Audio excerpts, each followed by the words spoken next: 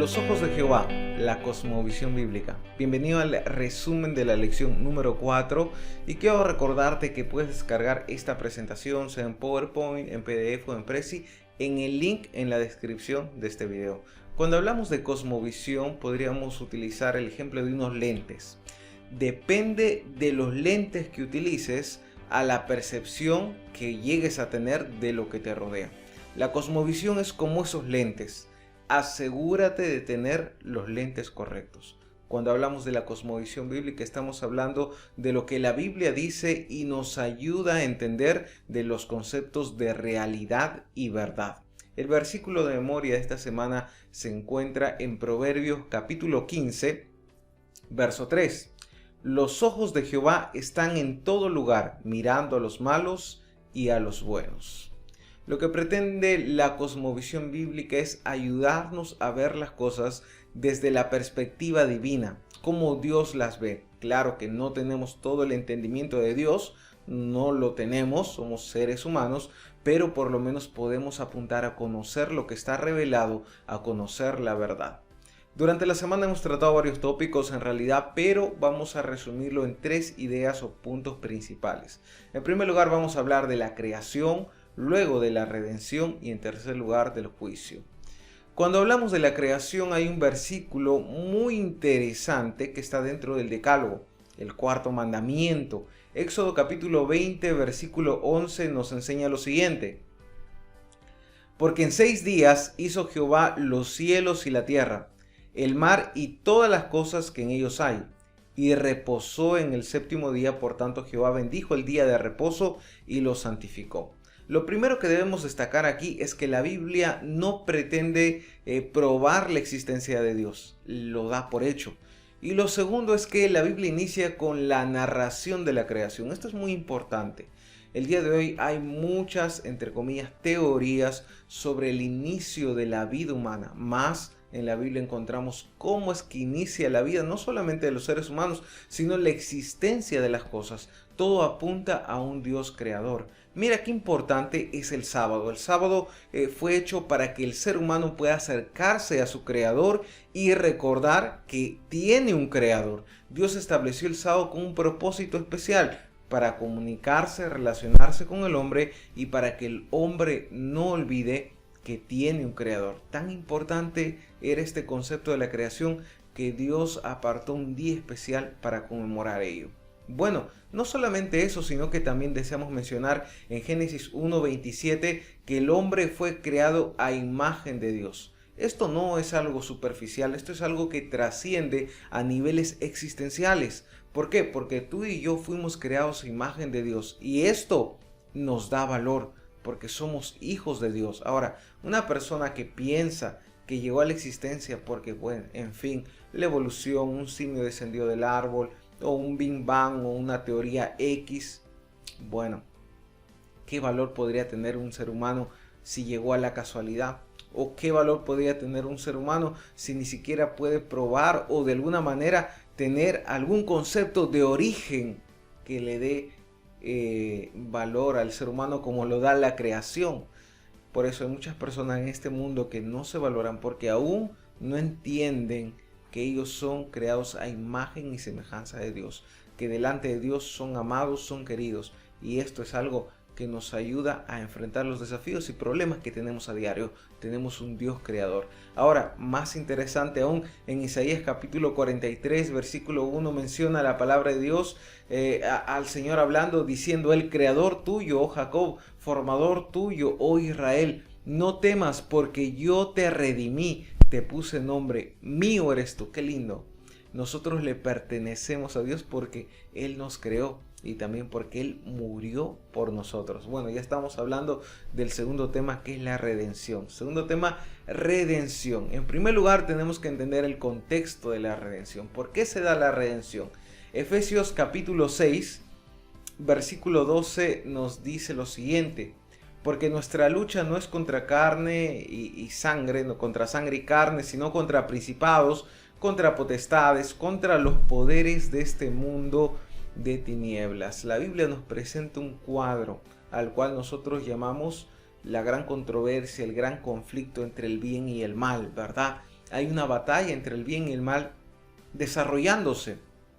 Llegará a su final. Sí, pero en este momento estamos en medio de una batalla, de una guerra. Como dice el texto, no es una guerra contra carne y sangre, contra alguna persona, sino contra las potestades del mal. El mundo el día de hoy, cuando habla del mal, cuando habla del bien, algunos niegan la existencia del mal, niegan la existencia de Satanás. Hay otros que dicen que el mal es necesario para equilibrar las cosas. Diferentes cosmovisiones, más la cosmovisión bíblica nos dice que hay una batalla entre el bien y el mal que va a tener repercusión en la eternidad, o bien para salvación, o bien para perdición.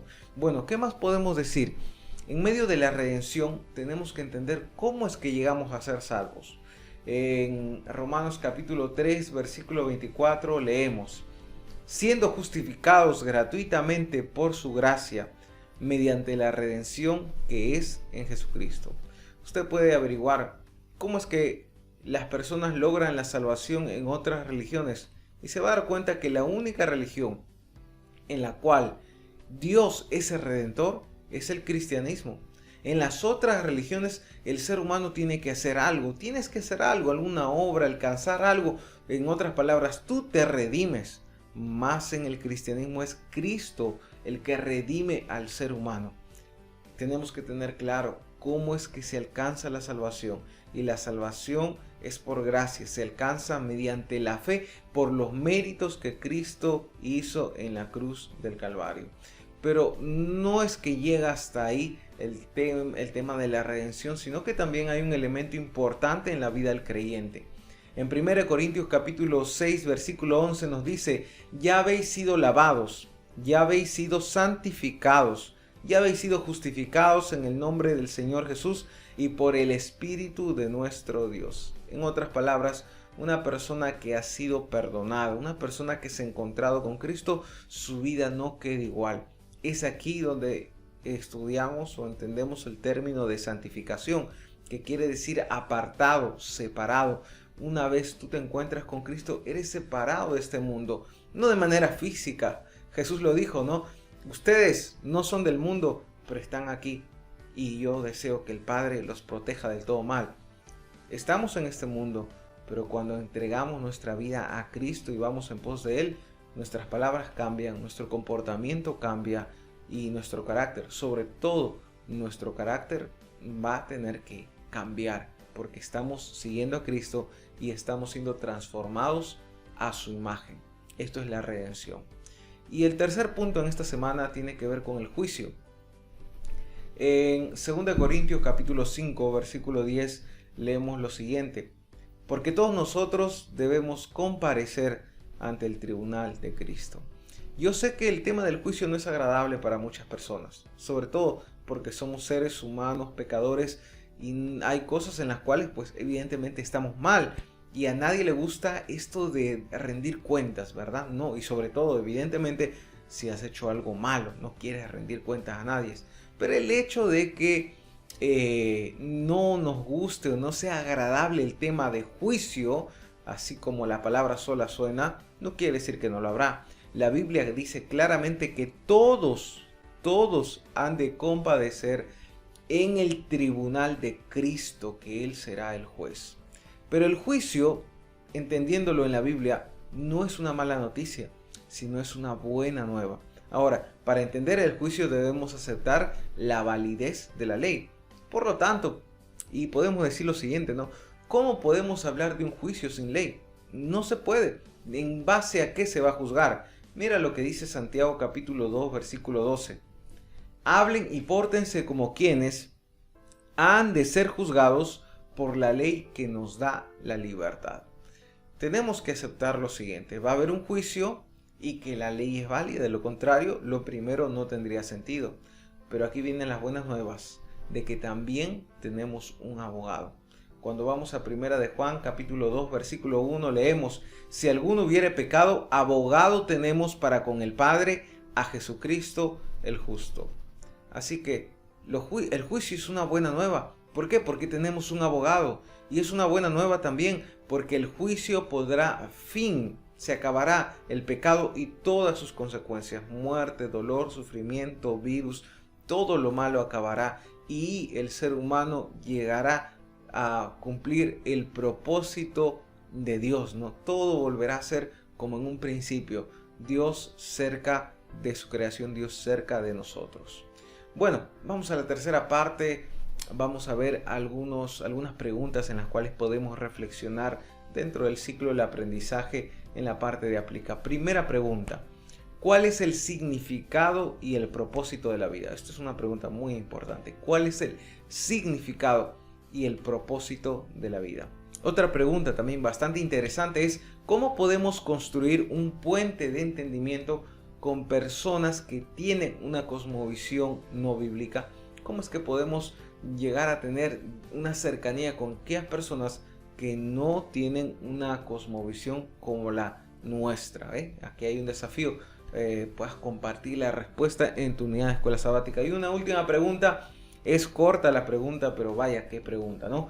¿Quién es Jesús para ti?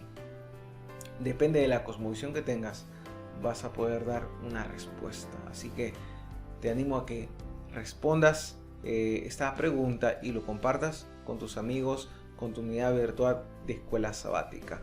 Finalmente vamos a la parte del CREA, desafíos. Número 1, ora todos los días, busca la presencia de Dios en tu vida.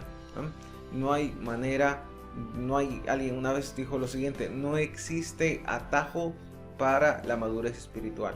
La madurez espiritual se logra confiando, acercándonos, teniendo un contacto personal diario con el Señor.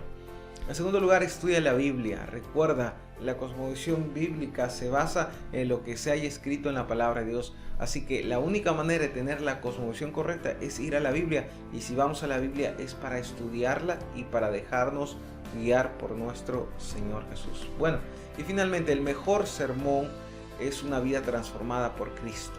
Prediquemos. Recuerda, muchas personas tal vez no querrán escuchar tus argumentos y mis argumentos, pero lo que es innegable es que una vida transformada atrae mucho. Así que dejemos que el Señor pueda guiar nuestro corazón y que podamos ser esas cartas abiertas y predicar a los demás de Jesús. Que Dios te bendiga, que el Señor nos acompañe, que tengamos un feliz sábado y que esta lección pueda ser poderosamente abrazada en nuestro corazón. Que el Señor te bendiga.